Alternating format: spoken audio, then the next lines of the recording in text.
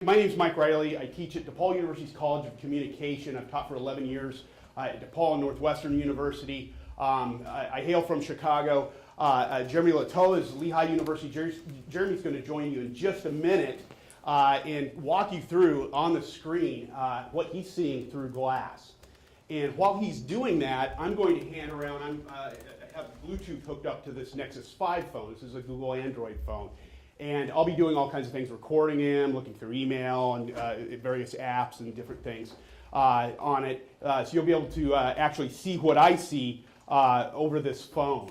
And then when we've kind of cycled that through, then I'm going to unplug glass. I've got it currently plugged into an external battery tucked in right here. And then you'll have a chance to try it on and play around with it for a bit. To turn it on, you can put it on, it'll automatically come on. It'll have a little screen with the time on it that says OK Glass. If it happens to turn off to save battery, because the battery lasts for only about 45 minutes, tilt your head back, kind of like that, and it'll come back on. It will also take a photo by winking, so you can wink, and it'll activate and take a picture. About a 1.5 second delay on the photo, so don't do this or anything. There's some challenges that we'll talk about with glass. We'll be tweeting some resources to you in a couple of places. One, the conference hashtag, #JiConf. But also, if you want to kind of parse those tweets out, #JiGlass. We're also tweeting to that over the next hour and a half, kind of like Amy Webb did yesterday, so you'll have all those resources. If you want to follow Jeremy on Twitter, the markers here don't work, so I couldn't write it on the board. At Jeremy, Jeremy Littau, Littau. I go by @JournToolbox. I'm the guy that updates the Journal's Toolbox and founded the Journal's Toolbox at the Society of Professional Journalists. So JOURN Toolbox, all one word. Another good person to follow, and we're going to see some of his work in a little while, is a Chicago Tribune photojournalist named Alex Garcia. Common spelling. His Twitter handle is @AGarciaPhoto. All one word, @AGarciaPhoto. I'll write him up there. Thank you. @GarciaPhoto. So he's a very good person to follow, and we'll see some of his work in just a little bit. So I'm going to start glass around, and Jeremy, are you all set and ready to go? Go for it.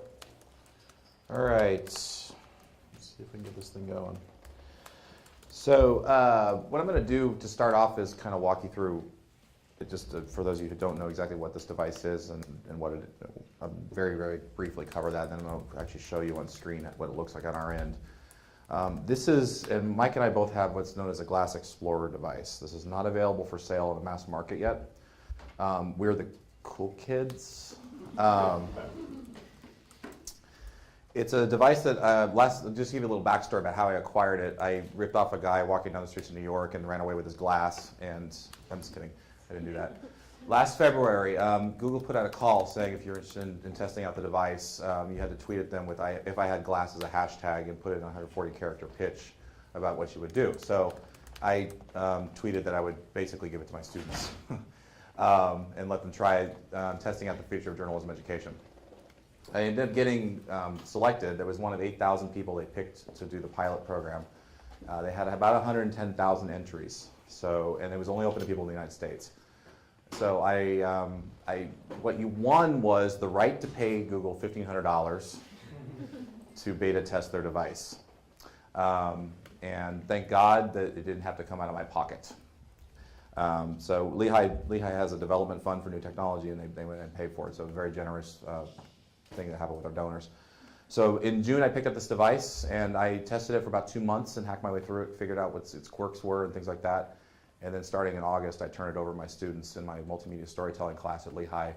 And 10 students got 10 days each with it over the course of that fall semester to play around with it. And what we're going to do is I'm going to show you through the device, and then I'll talk later about some of the specific assignments and things like that we did in the class. So here's Glass. Glass is a what we call an augmented reality device. You ever heard that phrase before? I'm assuming most of you probably have. Augmented reality functions on the principle that you can layer pieces of data over things that you're seeing in public. So what you can see is I've got a glass viewer right here. When I activate it, can some of you see that little light right here? Okay, that means that you know that I'm seeing something. Now I can see through you. So I'm like looking at you right now, and I'm seeing what's on screen on my viewer, but I'm also able to see a little bit of you in the background. So it's somewhat translucent. Everything that I'm going to do here is viewable up on the screen here. I'm using a process called screencasting to an app that's attached to an iOS device. So when I walk through it, you're going to be able to see it in real time. Now I'm going to warn you, this is a beta device, which means it's going to break at least once during this session. Like not physically, thank God, but it's going to be, I have to restart something or things like that. It's just, I'm used to it being wonky by now. My students can tell you that. By the way, I've got 4 Lehigh students right here in the front row. If you're interested in talking with them about their experience, catch them afterward. They've been through this process. And they've had some frustration with it too. So they've dealt with this whole thing. Okay, so we're looking at augmented reality. This is what we call the home screen. Okay, this is the basic place where everything starts. Glass works on a visual interface known as cards. And what that means is that every time you do something in glass, it creates what I call a moment. You can see right there. It's popping up on voice command. Every time you do something, you take a photo, search for directions for something, Google something, it creates a moment. So I'm going to slide back to front. This right here, this dorky looking big tall thing right here is a trackpad. And it's a swipe interface. I'm going to swipe back to front once. And what you can see there is a Twitter reply that mentions me. Okay, so my Twitter is enabled, and I'll show you some of the glassware literally that makes this possible. So this is somebody talking to my Twitter account that's popping up on the screen. Swipe back to front one more. Wow, people are really tweeting at me. I feel so loved. Back to front, back to front. Here's a photo I took earlier when I was getting set up. Okay. Now each of these is a moment. They're all on their, these are my A students. They're on their devices right here. See, they're smart. I can interact with each of these cards. Okay, so what you're seeing here is not just like a picture or something. I can tap on it once right here, and I get some functions. Depending on what you're seeing there, I can do different things. So this photo right here, I can share it to social networks. I'm not going to share this one because I'm going to take another one in a second.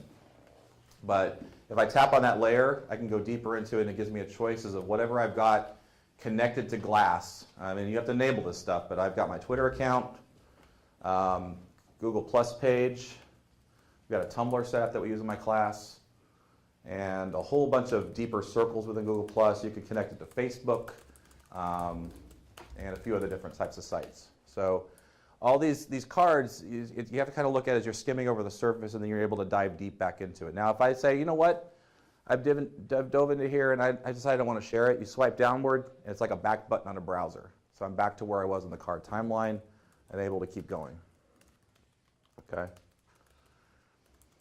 So the visual interfaces takes about, my students would probably tell me usually about 20 to 30 minutes on a learning curve to kind of figure out where you're going, to figure out the navigation. You touch the trackpad, you know, it's like if I'm tapping it to activate, do I tap back here? Do I tap up here? Does it matter? You kind of have to get like a little bit of you have to build a little bit of experience just using the device, because the visual interface is not particularly hard to understand, but I think that the touch part of it kind of is.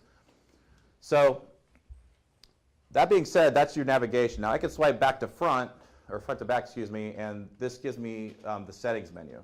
So this is giving me contextual information based on where I am about events that are going on in my area. So if I were to tap that and go into it, I can get directions to it. Let me do that for quickly, kind of see what will happen. It's going to deliver me a Google Maps specific set of walking directions. Now, you can see I'm turning around right now. So it's using the compass. I'm not going to exit the building because I'm assuming you guys came to learn something. But I've done this before. Last summer I was at a conference and I walked 1.5 miles to a baseball game. Don't ever do that. But I used the walking maps interface to basically guide us. Rather than walking around tripping over sidewalks, you know, never done that at a conference before. It was kind of nice. I was just kind of able to walk, look around, occasionally glance up at what I'm seeing, look back down at the road, and the cursor moves right there along with you as you go. So it's very much like a maps interface you're used to on your smartphone. It's a really cool feature. Swipe down to get back. I have to end this. Stop. Has transit directions, so forth. Also, as I'm going backward, I can get the weather based on where I am. I don't know why it's giving me the weather for Gainesville, unless we move to Florida, I don't know about. Settings here is where I do things like set up things like Wi-Fi, Bluetooth enabled connection. I mentioned yesterday at the session I talked about it, it bears repeating. You can connect this thing to Wi-Fi. It's got a Wi-Fi antenna in it. It's a little wonky at times with certain types of networks. It does not connect well to WPA2 enterprise networks that a lot of universities run, but a home network is fine. Now, if you don't have that kind of situation, you can Bluetooth connect it to your phone and have your 3G or 4G or LTE or whatever it is connected to it, so you have that kind of sharing capability anyway, so you have data to go with it. Okay. Now, the other thing you can see right here, I'm already down to 83% battery. I can tell you one of the things that really sucks about this device is the battery. It's possibly the most terrible thing about it. I can do about 45 minutes of video shooting before it goes dead. You can kind of keep it on your head all day and not do much of anything, and it probably won't go out on you, but it really has a bad battery on it, and that's one of the things they're going to need to fix before they release it. So one of the things I equip my students with is a battery pack. This is pretty similar to some of the things you probably have in your own self. I'm going to go ahead and hook this thing in because otherwise I'm going to lose my battery sometime during the session, but it's really, really simple. Just kind of plug it in on the underside. That's where the charging port is. This, by the way, is also running on USB, so if you want to download video and photo, this plugs into your computer, and you can use things like image capture on your machine, on your Mac, or whatever you use on PC side. I'm not a PC guy, to download. So I'm going to go ahead and do that and turn it on so I can charge it as I'm doing this. Now you say, this looks ridiculous. You have a cord running down your back. Yeah, I have glass on my head. I look ridiculous anyway. So I'm not particularly worried about it for the purposes of this. This allows my students to have extended time doing more extensive video projects. And I think this is almost a necessary feature if you're going to send students out doing anything particularly complex. Okay, so let's go back to home screen. How do I go back to home screen? Remember? Tap once to activate. Okay. This is where all the magic happens. Google Glass has some manual interfaces that I'll show you in a second, but voice activation works pretty well on this thing, so I'm going to tend to use it. This works really well for me. When I have people in people's head, I have to say it really softly to tell them what to do because it hears my voice. But it picks up your stuff pretty well. So what I'm going to do is I'm going to take a picture. I'm going to read what's underneath the time, and that activates a menu that I'm going to show you really quickly, and then I'm going to tell it to take a photo. So what I want you to do is be ready and be smiling. Okay? You got to fix your hair if you need to do that. Okay? Because this is being shared on Twitter, and this is for all time. I don't know. I'm Seriously, yeah, I know. Yeah, and the video portion's coming, guys, so you got to be ready. All right, so I'm going to tell it. You can watch the interface and see what it's going to do, but I'm going to say, OK, Glass. And you can see the menu that's available there. I can tilt my head and scroll through that list a little bit, but I'm going to do what's there at the top. I'm going to swipe back down. You can see it again. OK, Glass. Take a picture. Okay. A little anticlimactic. That's simple. Now, I can instantly share this by swiping through my cards interface. What do I do to share this? Remember? Down. Tap once. Bring up my share menu. Oh. Tap that, go deeper into it. And I'm going to pick Twitter.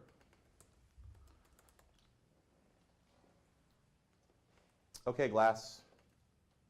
Nope. I'm going to go back to it. I was going to add a caption to it. Let's try it again. I didn't say it fast enough. OK. OK, Glass. Add a caption. Showing off Google Glass. Hashtag JiGlassTips. Did I do it? No. JR. Hey, it's close enough. This is one of the wonky things. I was speaking fairly slow, but apparently it thinks R is I. So, okay, we're good. That's good. I have no idea when this is going to pop up. Someone tell me when it does. But this is how we do sharing. So this is the most simple thing we do in my class when they first get their hands on it, is I have them go out and take a photo and do some video and share it to social networks. To me, this is not a life-changing mobile product at that point, right? I mean, you can do this with your smartphones right now. So when you think about where this fits in that space, we aren't really talking about anything that's different than what we have with like an iPhone or Android phone, except for the fact that you're wearing it on your head, you have your hands free, and so forth. So like the way in which you capture this material is the same, but it's not particularly different in some cases. Back to the home screen. Okay, Glass, record a video. Okay, so default is 10 seconds. So if I just do this command right here, it's going to do 10 seconds. I can double tap the side right here, and that'll extend the video past 10 seconds. Okay, and so you can see what's going on here. Basically, anything in my line of sight, everybody smile. Everything that's in my line of sight, just wave. Hi, Mom. Hi, Mom. Okay, everything in my line of sight being captured. Say, Professor Littau is awesome. Okay. All right, so that's how the camera works. And double tap. Now you can see what happens when I'm like, hey, check it out. Nodding my source, like, yeah, huh, I understand, yeah. And you can see how crazy that can get pretty quickly. Double tap to stop. Okay. Now video sharing only works to Google Plus right now.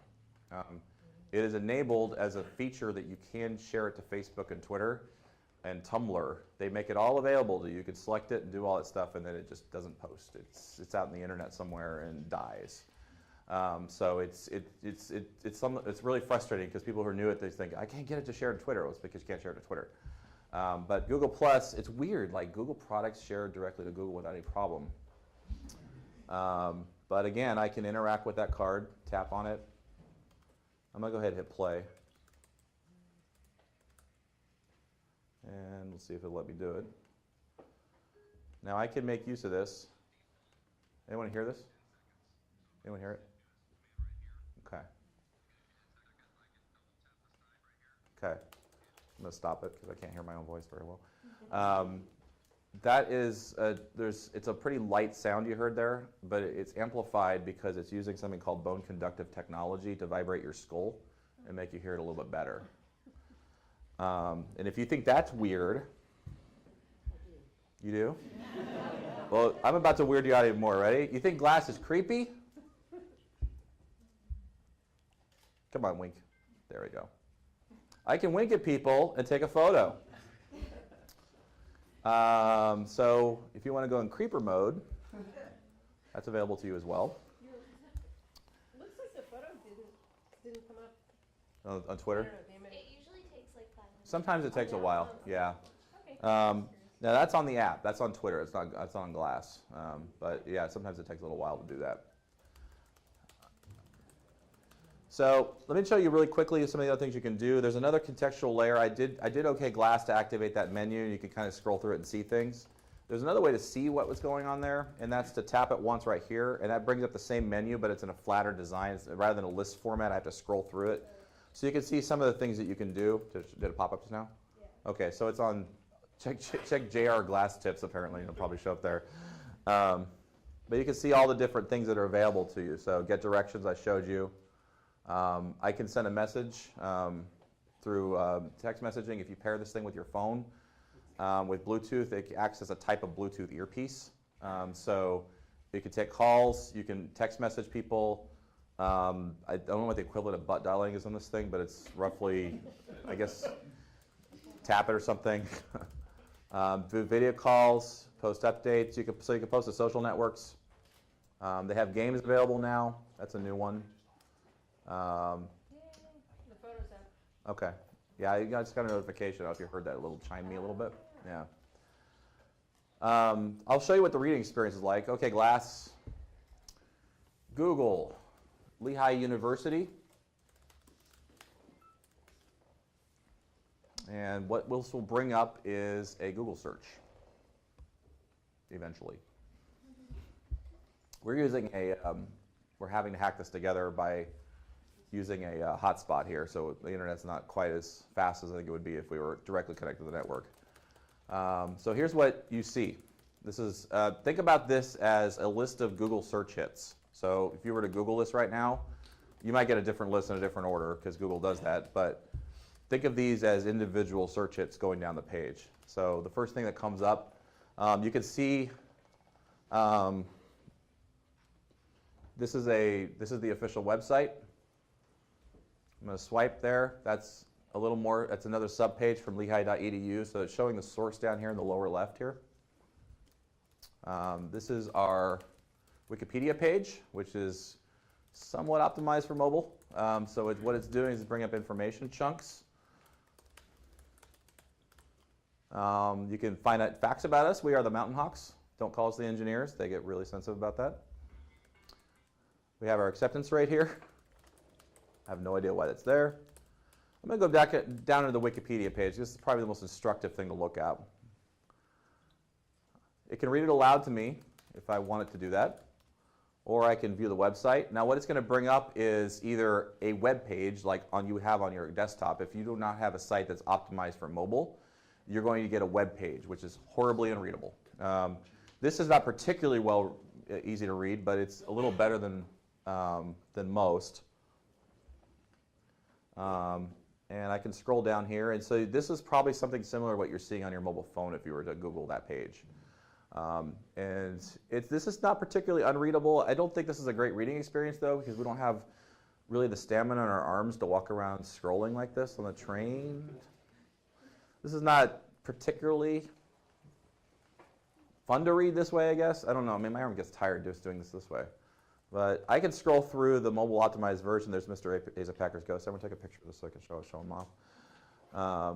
So it'll show me different pieces of information. Now, one of the things that I think has got to happen for information delivery on these devices in particular is we've got to figure out how to chunk information here, because you already see that this is a much less usable interface than if I was able to maybe tap on different parts of a website and look at those things contextually. So one of the apps I keep saying is tailor-made for this device is Circa, because Circa gives you atomic bits of information, and you can swipe through those things pretty quickly and view chunks of it or go deeper into a particular layer that you want to do.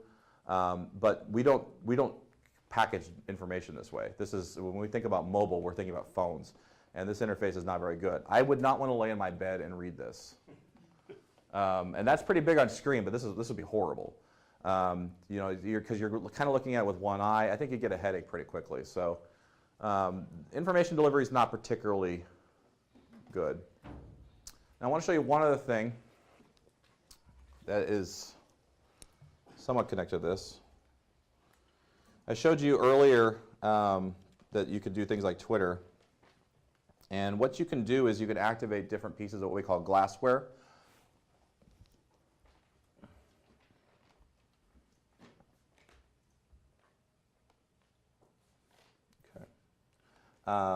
Glassware is software that's been developed by companies using their Glass's software development kit. And so different companies have gone in and developed very specific things. There's a lot of Google products on here. One of the products that really, really works nicely on here is Google Now. So if you love having your reminders and calendar and email sent to you, this thing will constantly be chirping at you and telling you all kinds of things. I think there's a lot of really interesting things to talk about in terms of contextual and location-based information that's based on where you are. Hangouts are enabled. So have you done a Google Hangout before? Okay, so like when you're doing a Google Hangout, the camera is on your screen, right? Looking at you. So think about it from Glass's point of view. What are you looking at if you're doing a Hangout with me? Whatever the hell I'm looking at. So you have to look at this, like sitting at my desk doing a Google Hangout is a terrible, terrible thing for you all to do with me. You would rather I'm like on the beach somewhere looking at the ocean, something serene or something interesting. So Hangouts are a flipped experience on there, so they're fairly interesting. But you can install all these different things on there. You go into either your mobile app, or there's a page that's available called My Glass that you log in through the web, and you enable these things. You have to sign on and grant permissions. I'm going to scroll through some of the things that we've installed. So you can see Google Now is active. Gmail's active. I'm going to tell you this is not my Gmail. I created a special Google account for this class, for this device, because I don't want my students reading my email. I talk about them all the time on my email. So Hangouts, there are some games there. This is a cycling app. You might say, Jeremy, are you a big cycler? No, I'm not. One of the things that we discovered when I got the newest software update is that Twitter wouldn't, when you had the Twitter app enabled, you couldn't do voice activation. But the solution was to install this app called Strava, which has nothing to do with any of it, and it somehow started working again. It's a beta device. Tumblr for instant sharing, Twitter, and so forth. Now you can search through the glassware gallery here, and you can see all the other things you can do. So there's an Epicurious recipes app, for example. I'd like to see someone come up with a journalism application for that, but okay. But you can install all kinds of different stuff. There's a golfing app. Anyone like to golf? It takes advantage of your GPS location on the golf course to tell you how far you are to the hole, how bad your first shot was. Does not make fun of you. Doesn't judge. You can have music. There's an earbud that plugs in underneath here. So if you want to listen to music that way, that did not come on the old device, but I've got it now. So forth. So these are some of the things you can do. Now these apps are approved by Google, so they've kind of gone through them and made sure they work with the device, which is not always true, but they've approved them, make sure there's no malware on them, things like that. There is a whole other universe of apps out there that people have been creating that you can install on your own, and you have to go out and Google these things and find them. One of the apps I've showed off in one of my demonstrations, you can play Frogger on here. So what's up on screen is all the cars crossing the road in the Frogger game, and all you have to do is jump across the room to avoid everything. There's a whole emerging universe of augmented reality gaming apps that are attached to this thing that are pretty interesting, and believe it or not, I think actually has some journalistic application, but we can talk about that. But this is kind of the heartbeat of Glass. So, like, I showed you all the basic stuff that comes with the software, but all the social sharing, all the little attachments you can do, like exercise apps and things like that, you have to install these things and you add on to it. So that's the thing that adds value. Now, there's a huge opening here for developers to create information delivery products and different types of experiences on Glass. Now, I've basically walked you through how you use this thing, and this is more of the hardware kind of look.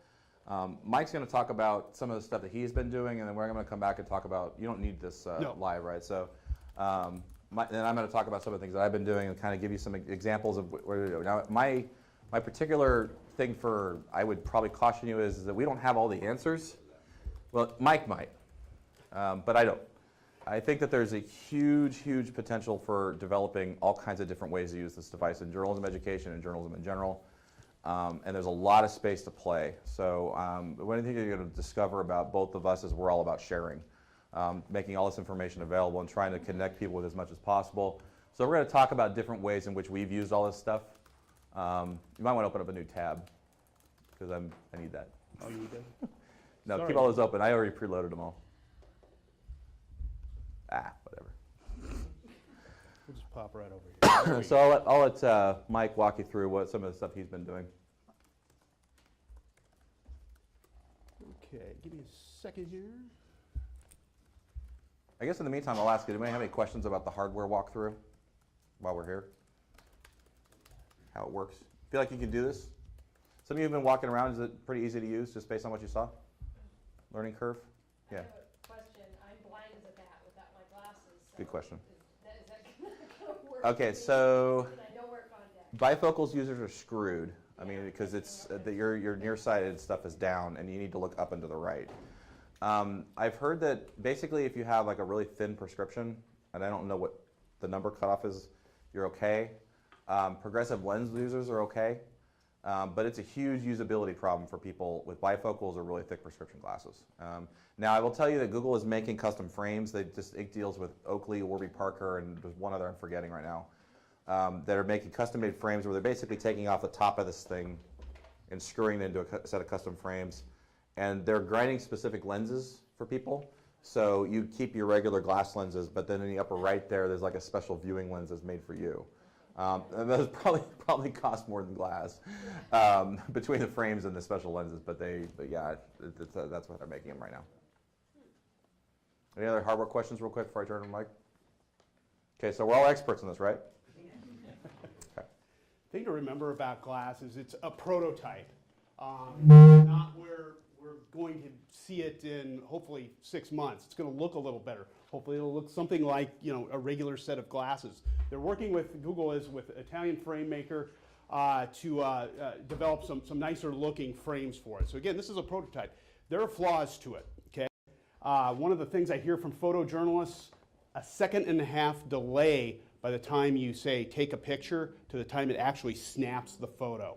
And that's a big, big, big issue for them, because think of all the things that can happen in that second and a half. The person can move, somebody can photobomb you, you can tilt your head. One of the things I found early on, and I still catch myself doing this sometimes, I have bad posture, I'm a little hunched over. I find myself dropping my chin when I'm shooting video. So sometimes I will be cutting off the top of the person's head.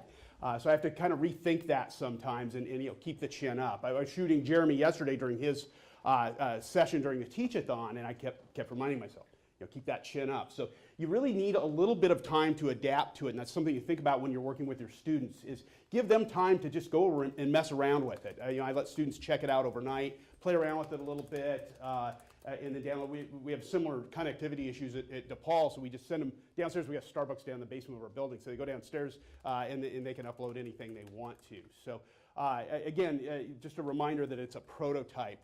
This is a video that was sent to me by Alex Garcia, the photojournalist at the Chicago Tribune. He was a glass explorer. He started last summer. Robert Hernandez at USC, who we'll talk about a little bit later, and some of the really cool stuff he's doing with building apps for glass.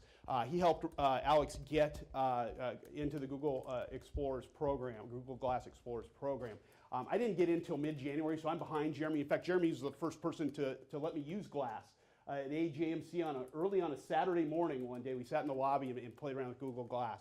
But Damon Kiso from the Boston Globe, the mobile editor, he had an invite, sent it on to me, and I started playing with it mid-January. Our quarter had already started. And introduced it in class and brought it in. Didn't tell the students, I just came in wearing it and recorded them. And if we have a little time toward the end, I don't want to bore you with it now. I'll show you. I just played it and started recording them. What was the first thing they did when they tried on Google Glass? They pulled out their cell phones, which I saw many of you do as well, and they shot selfies of them. Yeah. Selfies of them wearing Google Glass. And don't worry, a lot of the professional journalists do it too. Alex Garcia did that on his Twitter account, which I'll show you a little bit later. This is a video he sent me Thursday night, and I was like, oh, thank you. He writes a blog called Assignment Chicago, and he writes about photojournalism and some of the issues he runs into. There he is up in the corner without glass on. But we'll show you a little later when he was wearing it during the blizzard. He thinks glass is very helpful to him in teaching photojournalism. And recently he went and covered election night in Chicago. We have a very ugly gubernatorial race that has started between Bruce Rauner and the incumbent Pat Quinn. And he was at Rauner's party that night. And if you've ever been down by a stage on election night, it's a mosh pit. Photographers, security, various handlers, you're getting pushed around a lot. And what Alex's thinking was he goes, okay, I've got my camera with me, I've got a DSLR camera, I can shoot video out of that. But if I'm going to train people on, how to do that, how can I be doing that and shooting photos and doing my job?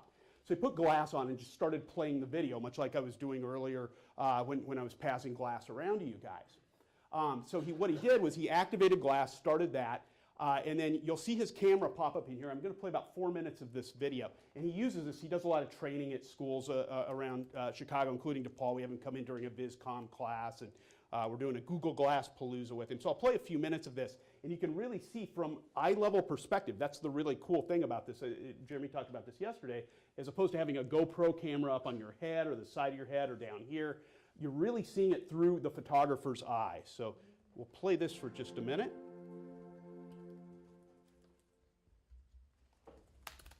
Right before Rauner arrived, a bunch of photographers He narrated got this spot later. in front of the stage. But unfortunately, as I was finding, as people began to arrive, things were getting a little bit too crowded. The photographers were crowding stage, the people on stage were making it pretty difficult for the candidates to actually come all the way to the middle of the stage. No, don't do this to us.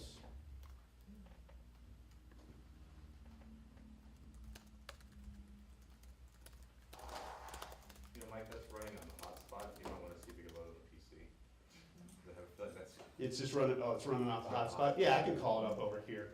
But anyway, I'll just talk a little bit about that. So I was he's giving getting you a this little bit great nervous there. perspective. And then I realized that Rauner actually was arriving, so I tried to squeeze a little bit past Charlie here on my right to get a picture of him as he came into the room. Because at that moment, that's when there's going to be a ton of energy released, when the candidate actually arrives. So looking around, I realized, this is not going to be the best situation. I've got this a couple of kids in front of me.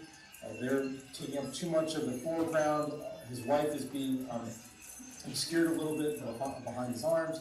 So I'm realizing, okay, the best picture now is going to be on the other side, but how do I do this without blocking everybody? So I slowly kind of made my way without trying to miss any shots like that one, and to get that picture that you really need to get, which is of the candidate and his wife celebrating on election night. So a few minutes after this event occurred, then he started to speak, and I realized, okay, now let me see if I can get any kind of photos of other people. I'm looking around at the crowd, seeing if there's any kind of faces, didn't really see any.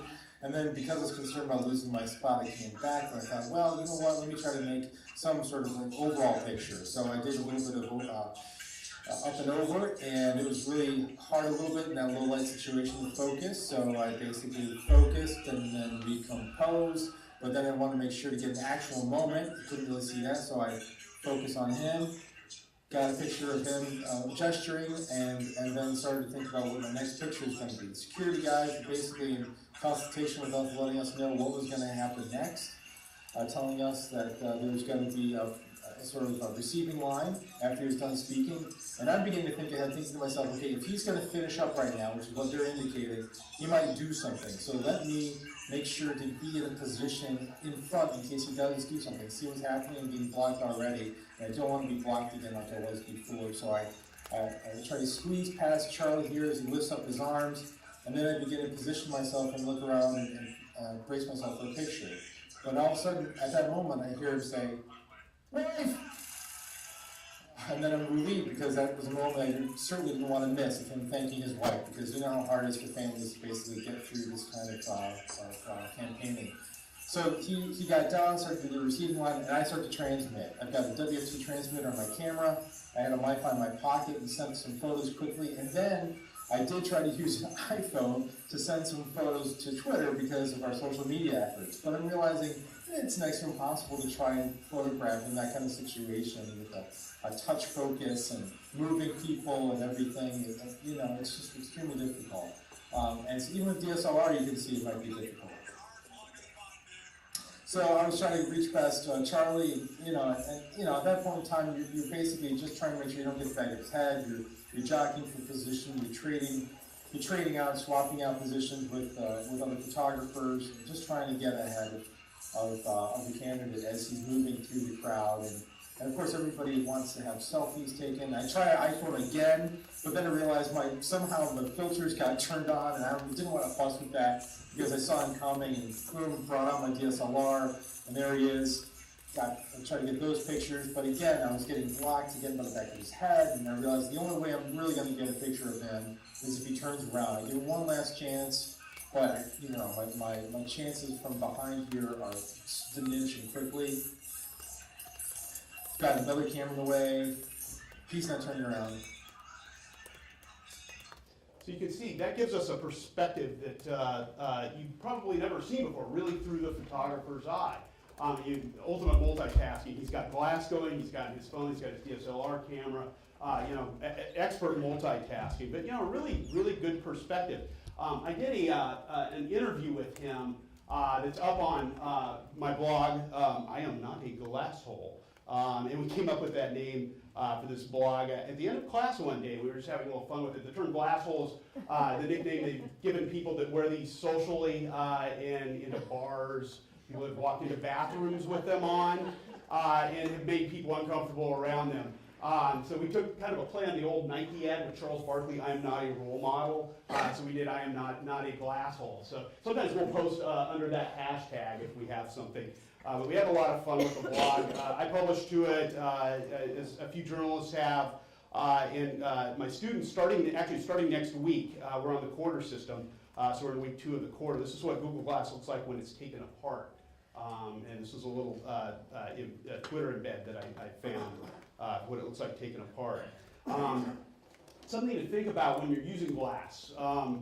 It creeped some of you out earlier when I had it on and was recording video, and you had the phone sitting there and you were looking at it, and I would walk up to you and I would be filming you right up in your face. You're like, whoa, wait a minute, kind of stepping into your personal space a little bit. Okay? And keep in mind that this can happen sometimes when you're walking up to a source, maybe in interviewing them. They don't know if you're recording or not. You may see the white light on in the prism. All that can mean is, you know, I'm surfing, I can be surfing the web, I can be reading my email, any number of different things, or recording video of you. It makes people very, very nervous. Which is more intrusive? I'd like to interview about XYZ, or to have glass on and say, hi, I'm Mike Reilley, I'm a reporter at the LA Times. Do you have a few minutes to tell me about the fire across the street at Starbucks? You know, this much more intrusive. Glass, much less. People forget that you have it on after a while, and they just start kind of talking to you and get comfortable with it. That's what we've learned through taking it out and using it out in the field a little bit. So I see a lot of opportunities for this. I wish it would have been around 2 years ago when we had the NATO summit in Chicago. My students were out, we were using mostly mobile phones and a few other devices during the protests out in the streets of Chicago, the confrontations with police. Garcia was actually out as well. He had a GoPro camera strapped to the top of a riot helmet. And he actually gets knocked down. There's footage of him getting knocked down. And the last thing you can see is the sky above him with a bunch of people running around him. But this would have been a great tool to have and to have on the students during an event like that. So, and we'll throw this out to you a little bit. Constantly be thinking of new ways we can come up with point of view video opportunities, point of view photo opportunities, and take people places where they've never been before. Okay, big opportunity here for those types of video and those types of perspectives. It's like Matt Waite did with the drones earlier today. That view of the Platte River, you know, dried up, was worth more than 10,000 words. You know, but I couldn't get that perspective any other way unless maybe I was up in a chopper, and you know, even then that would be a little tough. So this is a nice little photo of people at a conference. You know, they're wearing glass, and here's the media mob holding up their mobile devices. So a big opportunity lies in sports journalism and sports reporting. I'll call up a couple of them here. Sacramento Kings app by the name of Crowd Optic. Gave it to Google Glass to a bunch of the Sacramento Kings basketball players. They're not very good, but they do well with Google Glass. And they wore these during warm-ups. And yeah, you want to see a next to last place NBA team wearing Google Glass. What's it like to be an NBA player in the pregame, to run out on the court, to shoot?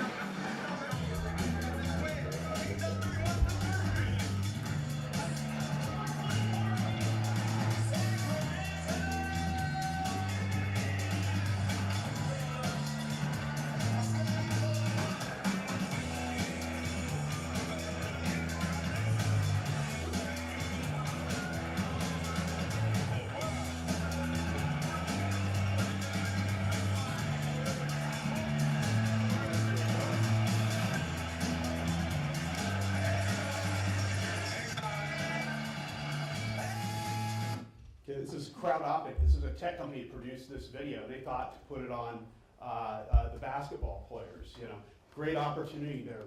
During the Super Bowl, Golden Tate from the Seattle Seahawks had it on and gave a tour of their practice facility. Then wore it out on the practice field, which is really cool. He was returning punts and catching. You get to see that eye-level perspective of how that receiver catches that football. It's just fascinating footage. Jim Harbaugh, the head coach of the San Francisco 49ers, he was handed a pair of Google Glass at the scouting combine a few weeks ago now in Indianapolis. One of the first things he said is, he goes, I want 3 or 4 pair of these. I'm going to put them in organized team activities, the off-season workouts in spring football for the Niners. I'm going to put these on my quarterbacks because I want to see how Colin Kaepernick sees the field through here, not through somebody filming behind him, above him, or to the side of him. I teach a class called Online Sports Reporting this quarter. It's a fun little class for the grad students and some of my undergrad seniors to take. We brainstormed the other night about some things we can do with glass. And we have the Big Ten all first team freshman player, Billy Garrett. Very good basketball player, about the only good one on DePaul's team. We're going to put it on him. We're taking over the gym in 2 weeks. We're going to put it on Billy. And he's known for being a pretty good dunker. You know, I've got a little tether that I can tie through the back, much like you would sports glasses. Those of us that played years ago had those tethers.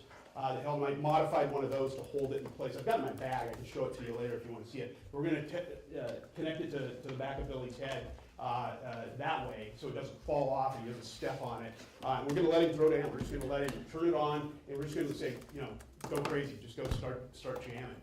We're talking with Chicago Sun-Times, which has access to the Chicago Blackhawks, and we want to put him on Corey Crawford, the goalie for the Chicago Blackhawks. And put it on his, put his mask over it, of course, to protect him, and go over to Johnny's Ice House where they practice, and see what it's like to stop, you know, a slap shot from, can't do taser cane because they're hurt, you know, Patrick Sharp. So those are opportunities like that to give people that perspective. You know, it's one thing to wear the GoPro camera up here or down here or whatever, but it's a whole different thing to see it through the sight line. So, many of you are sports fans in here. What are some opportunities that you see? You saw the NBA one. I told you about the NFL. What are some other opportunities that you would see? Diving. Diving. Wow. Oh man. I'm guessing it's not waterproof though. Yeah. So that would be pretty awesome. That could cause some damage, not only to glass, but possibly the diver, especially off with a 10-meter board. Yeah, that would be interesting. But I like the thinking. You know, hey, you know, it's what a cool perspective doing, you know, a double twist and then straight down into the water. You know, and somebody will figure out a way, a protective shield or something, or some type of goggle that'll wrap around it, and you'll be able to shoot that perspective. What else? I'm playing a USB fighter. USB fighter, yeah. What's it like to get clocked with those on? Ouch. I don't want it to happen to me, but And maybe they had a no punching in the face rule for that session, but see what a sparring session is like, you know.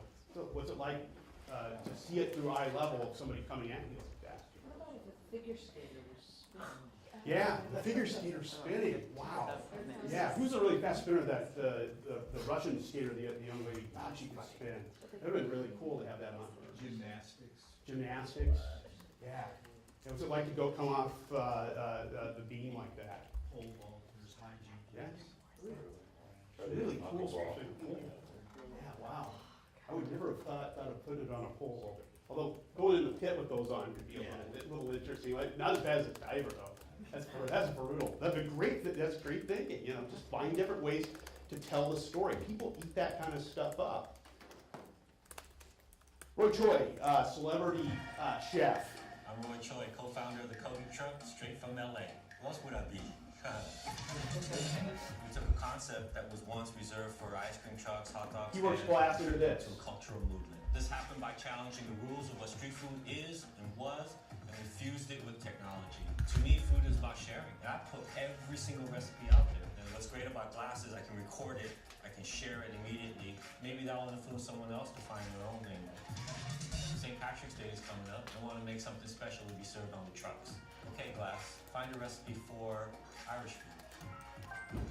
Irish hearty stew, potatoes, braised beef, and cabbage. Take those components and try to figure out how can we make them feel and taste like LA, but still feel like St. Patrick's Day. Okay, Glass, record a recipe. East Los Leprechaun burrito. So instead of the traditional Irish corned beef, we turned it into a braised carne asada. Place potatoes and a banana. Oh, hold on, I've got a phone call. Mom, I'm busy right now. Process video. How is something done? And Jeremy's student did a great job, I thought, yesterday with the woodworking. Are you here? Great job. You know, the woodworking piece. You know, it's a process video. Show the process of doing something. You know, it's really cool to be able to watch how a chef, you know, master chef like that, puts something together. Watch how quickly the hands move and everything. It's one thing to be shot on from the front, like you would see on you know, Food Network. This takes me to a whole different perspective. You know, the camera shooting over the shoulder, that's a whole different thing. Just not the same thing that we're seeing there. What are some other professions, you know, where you might be able to find an interesting story? We've talked about the athletes and what we could do with them. What could be an interesting feature story or a different way of telling a feature story? Let's say your features desk has pitched a story idea on somebody and you want to complement it with glass video. It can be a mural or a painting or a process from start to finish. Yeah, so it's painting your graffiti artists. Graffiti art. Yeah, that's a good, I need to write that one down. That's a good one. What else? Trauma surgeon. Trauma surgeon. The doctors are already starting to use them to share for training videos. And they also have, and you've opened a can of worms now, okay, they also have facial recognition software. Okay? Facial recognition software that allows them to look at someone and download medical records of that person. For a doctor, that's great, you know. So how about cops instead of just having the POV camera on the car? Yeah, cops already, New York, they're already looking into it. The fire department for training, they've thought of it. Think about that facial recognition software for a minute. Now we've opened a little can of worms. Got that facial recognition software, can download medical records. Now what if it's not your doctor that has that? What if it's your boss? What if they found a way to download that app? Or somebody that you're interviewing with for a job? That scares the living hell out of me. I got a bum knee and a fused spine in my neck. I don't want my bosses knowing that. You guys know it, but my boss doesn't know that. Go ahead. So in Illinois, there's wiretap laws that both parties have to be aware of the recording. So how does that interplay with? Yeah, you can. It's a great question. You can't surreptitiously tape a conversation. It varies state to state. Illinois is one of those. It's a big no-no. I deal with it much, and we talked about this the other day in class. I deal with it much the same way I do with my audio recording apps. You know, I do start the video and say, hey, I want to record you for this interview. Get the consent and get it on the video, or you know, audio, the app for the phone. And I want to have that on the recording. I can always edit it out later, but I save that original just in case somebody comes back on me and says, oh, I didn't know, you know, because it's like sitting a tape recorder outside a private residence and, you know, recording it. It's the same way some of the things that Matt Waite talked about earlier in the drone thing, you know, shooting through windows, all those privacy issues come to boil on situations like this. So one of those things that you have to kind of stop and think about, okay, I'm going to go and do something, but what are some of the repercussions of it? Some scary stuff about this as well. Particularly scary in Canada because only one party to a recording has to give permission. Really, only one side. Yeah. So if I want to record you, I have my permission. Yeah. Now, and it also depends on where you're at too. I mean, if you're out on a public street, you don't need that permission. Yeah. One thing you'll need to remember too is as you have glass on, you're wearing it in public. You have to really test your diplomacy skills. I've had people walk up to me and try to pull it off, and I say, oh, hey, that's Google Glass. People I don't know come up and try to pull it off. And they mean no harm. They're not trying to steal it or something. Although I am a little protective of it. But that diplomacy, people are curious. They want to know. They've heard about it. Some of them are a little scared of it. So you need to use those diplomacy skills, but also have a good kind of wax on, wax off. To protect yourself. Because, we're in an urban environment, and people get mugged all the time. 2 people have been killed on the Chicago CTA Red Line over their iPhones in the past 3 years. They see a $1,500 pair of glasses they can take and sell. Somebody could come after it. So you need to remember this, that there's value to this kind of stuff, and you need to protect yourselves. So more examples. My students and I published to a little website called the Red Line Project. And this is a mobile site. It's responsive. We built it in Bootstrap, or redesigned it in Bootstrap last summer. It's about 3.5 years old. But we saw we were getting a lot more mobile traffic. It covers news and issues in neighborhoods off Chicago's Red Line L stops. We use pretty much anything at our disposal to tell stories. Google Fusion tables, graphics, data visualization, written stories, audio slideshows, video, social media. We also do mobile text alerts, and we also do a little thing of aggregated news each day called 4 at 4, 4 stories you need to know for your commute. So as part of this site, we're using Glass and incorporating that into some of the stories we write. We also have a little spin-off site called the Chicago Stumbler. And Jeremy mentioned Tumblr earlier, and Tumblr's got a really nice app, by the way, for Glass. It's awesome. And we created this last spring. I rolled my ankle walking home from the bank one day in a big divot in a sidewalk. Chicago's sidewalks are in horrible shape, as you'll see in a minute. NBC5 TV station here in Chicago did an investigative piece into the condition of Chicago's sidewalks. And they approached us about 2 months ago and said, hey, we saw your blog where your students have gone around, and it started just as a mobile assignment with the phone. It was to get them using a mobile device for something other than selfies and doing other things. That got them motivated. We thought about doing potholes, but we saw that other people had pothole blogs, and I wasn't comfortable with putting students out in the middle of the street, you know, and because it's really dangerous in a lot of those Chicago neighborhoods, because people drive like idiots. So we built this little Tumblr blog. It's responsive. Spent about $25 to get a little responsive template here, and they go through and we map all of these once we shoot them, and they shoot photos, hopefully with good lighting. This is one I shot the other day. This is in Chicago's financial district, right where they filmed the movie The Dark Knight. Big gash in the sidewalk. There are, you know, thousands of people walk over these sidewalks every day. Really poor conditions. So the students are required to post right off of their phones to this blog. Well, when Glass came along, that changed things for us, so we started to play around with that. You know, you can shoot it with your phone, you can shoot it with Glass, but we thought it might be fun to try it and see if we could post right off of our glasses into the blog. Thank you, big word for me. Four letters. And we decided to try it on a very, very cold day. We put, it was 15 or below wind chill in Chicago. We had a brutal winter like most of the Midwest. And we went out, and this is the NBC5 crew that we went with. Chris Coffey's the investigative reporter, that's his videographer. And we went out with our mobile devices, and a couple of students took Glass along and shot with that as well. And you'll see it in the report. Some good public records reporting in here too. We've got part 2 of this coming up. We just FOIA'd some spreadsheets, and we're about to have a little bit of fun with some more data in this. So I'll play this, and hopefully it'll run okay. I'll actually call it the story page. So I'll show you, this is good convergence reporting here that Coffey did. He not only did the recording or the video, but he also wrote an article that ran here. He did a little interview with me, links off to our website. At the end, he uses Google Forms to ask the viewers, do you know dangerous sidewalks? So these feed right into a Google spreadsheet, good little crowdsourcing tool air there. conditioner is Sorry for the costing you ad. money. Right now, get a new AC from Four Seasons from just $24.95 install. It'll be up in just a minute. You'll see Glass will appear in it, and some of the photos the students shot with Glass show up in the report.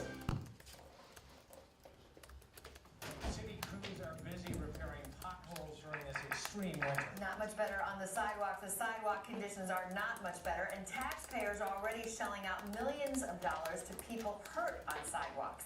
Tonight, NBC5 investigates the cost of problem sidewalks. Here's Chris Coffey. Cracks here, big crack here. These DePaul University students are on a mission. Scour sidewalks along the red line to find the worst cracks, crevices, and trip hazards. That would be very easy to trip on or get a cart stuck inside of. So far, they've posted hundreds of photos to their class project website. It's called the Chicago Stumbler. People weren't really paying attention when it's such a the huge editor issue of and the there's site. so many miles and miles and miles of sidewalks in the city. Just ask pedestrians who use sidewalks the most. And I have a dental implant for the front of my tooth. Brian Plummer says he chipped a tooth after tripping on this sidewalk on Belmont. It's one reason why these students want city leaders to take note. We would love for them to be able to come out and try to fix the sidewalks. City crews use equipment like this to smooth down sidewalks, but the Department of Transportation said it's focusing on fixing potholes now. Meantime, sidewalk repair requests are mounting. Between 2008 and 2013, the city averaged 1,800 requests for sidewalk repair every 2 months. While the DOT says it gets lots of calls every January, it's already received 2,500 requests during the first 2 months of this year. Well, I think it's 10,500 over the last for year. our residents. Alderman Tom Tunney says he supports taking better care of sidewalks. He points to Chicago's shared cost sidewalk program, which can speed up repairs. If you put it into 311, chances are it could take years. According to city records, the Department of Transportation spent nearly $18 million last year to improve sidewalk conditions. That number does not include money paid to people who injure themselves on sidewalks. NBC5 Investigates has learned between 2008 and 2013, the city paid an additional $6 million in settlements and judgments on claims. Who pays for that $24 million? Fell straight flat on my face. Mark Wolf broke his nose Tax and dollars. elbow tripping on a raised manhole cover on this sidewalk along Chicago Avenue. They had plenty of time to fix it before I fell. Wolf sued the city of Chicago and received a near $95,000 settlement. Not even enough to cover his medical expenses, he says. I've had 2 operations and I still don't breathe right. The city says it faced 485 trip and fall sidewalk lawsuits in the last 6 years and argues 70% of the cases were closed with the city paying no money. Keep in mind, the shared cost program fills up fast and is already capped for the year. You can file 311 sidewalk repair requests in the meantime. Now, we'd also like to hear from you on where you think... That's where he teases the Google Forms at the very end. But as you can see, we started a silly little Tumblr blog, and the Chicago media picked up on it. We're working with them now. Chicago Sun-Times has done some work with us with some of their mobile and blogs that have incorporated some of our sidewalks coverage and things like that. So you can take a look at just some little problem like that and realize, oh my God, it's costing taxpayers $24 million and then some.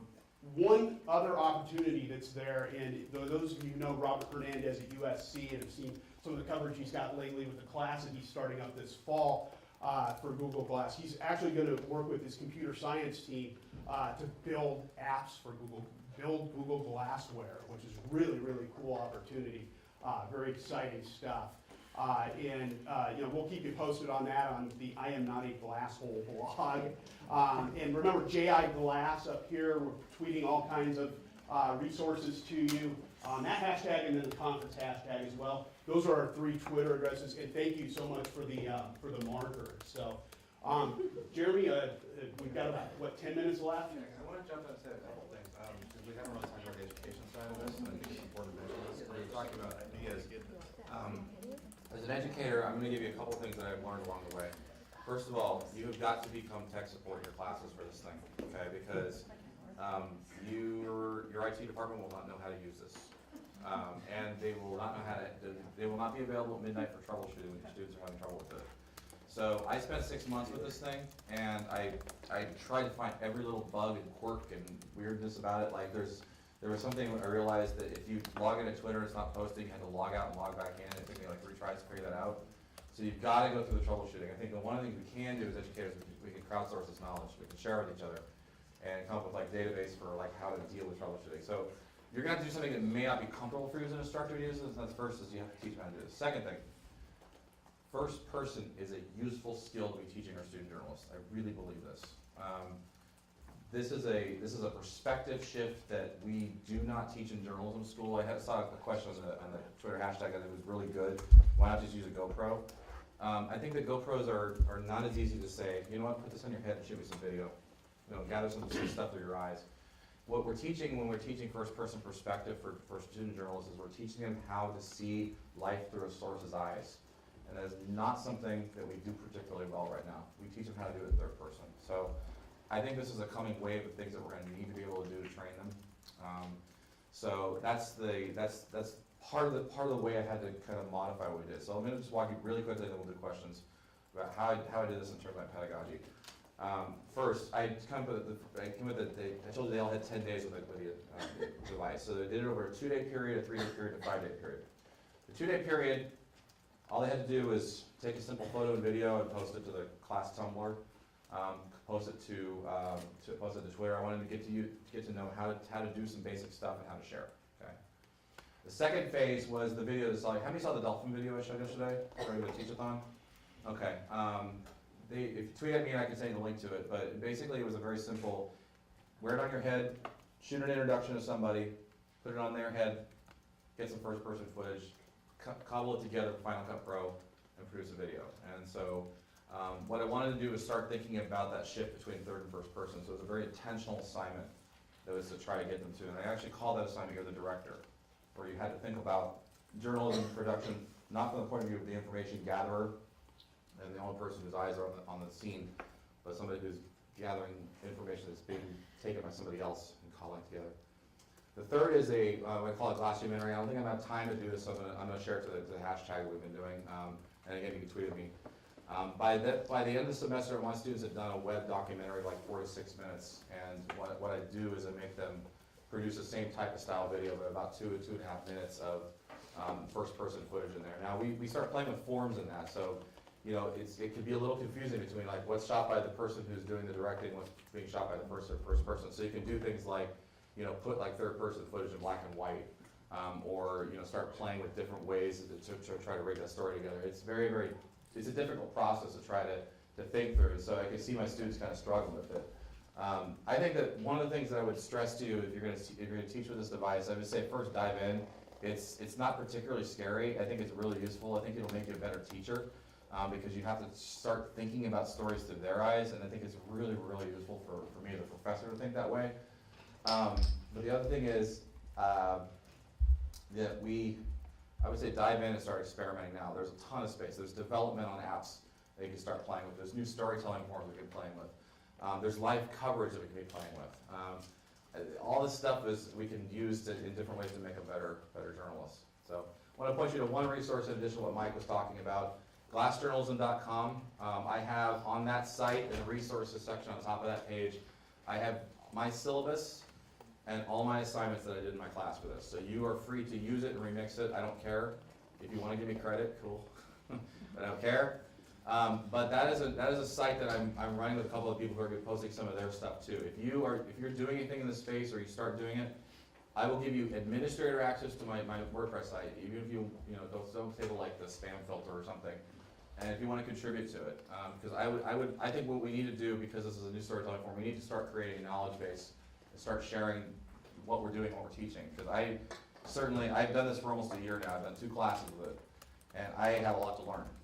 And I think I could learn from everybody else. So we need to start sharing this together. So I would definitely encourage you to take part in that if you want. So with that, I think we should just open it to questions. If you have anything, I'm more than happy to stay afterward and let one of my students demo it for you. They can teach you if you want, if you want to try it out. Anybody have any questions? Yeah.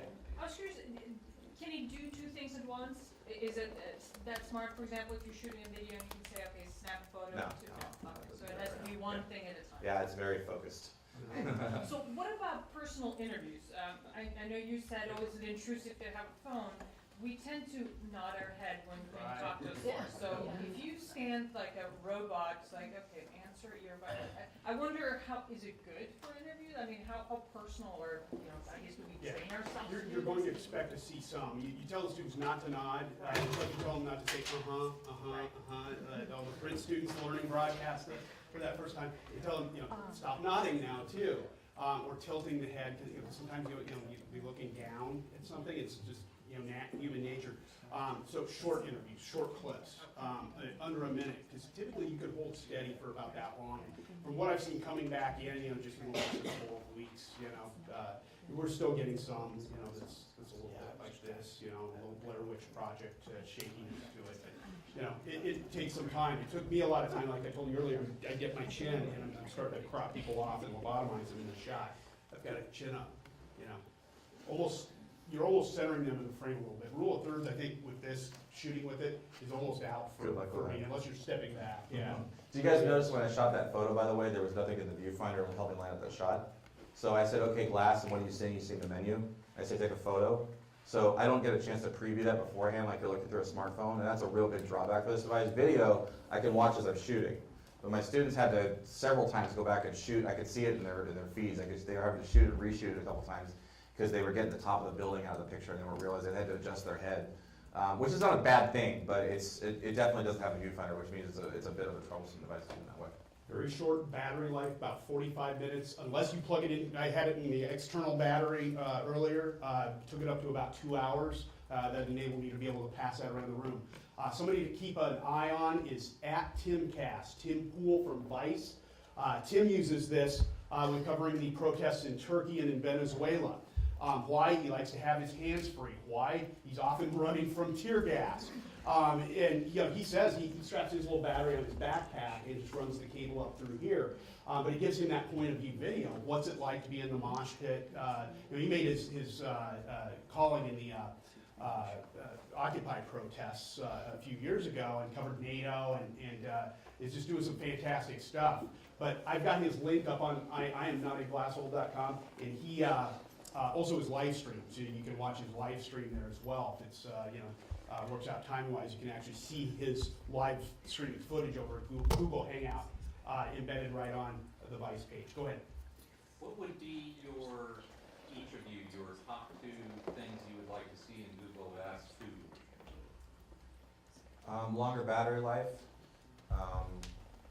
and I would like to see 3G connectivity in it, but I realize that those are both, once you put one in, you probably can't do the other because they're going in the same space, so like you do a big battery, you're not going to have 3G.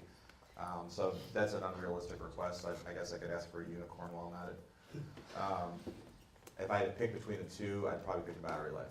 Because I think the phone connectivity is good enough that you can get 3G out of it. But the phone, the battery is just horrible on it.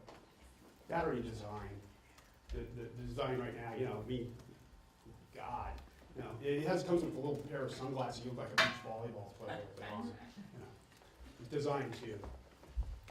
Thank you. What else?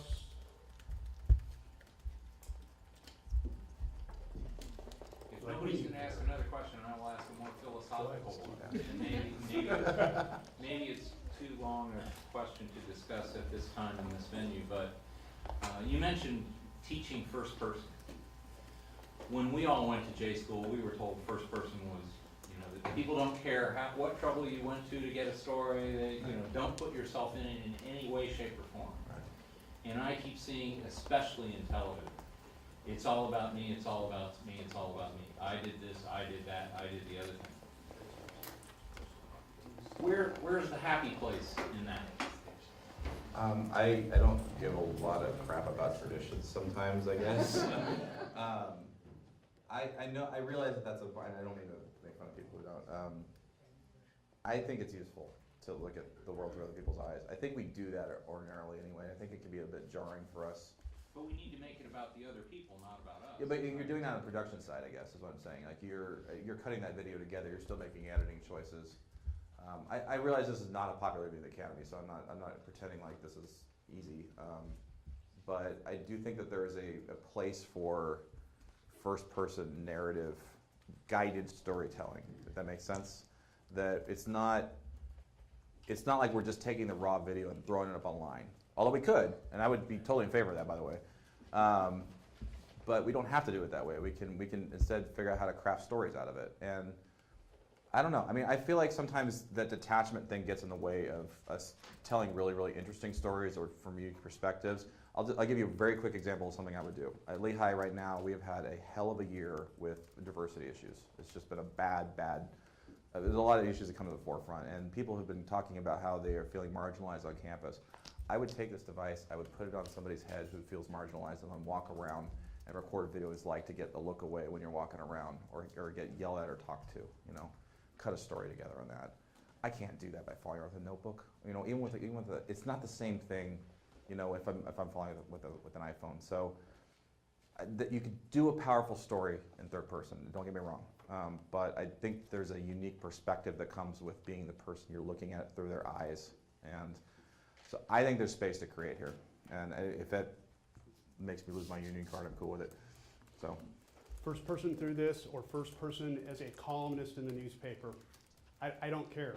If it's an interesting, compelling story, I'll use it or encourage the students and young journalists to use it. Yeah. Thank you. Yeah.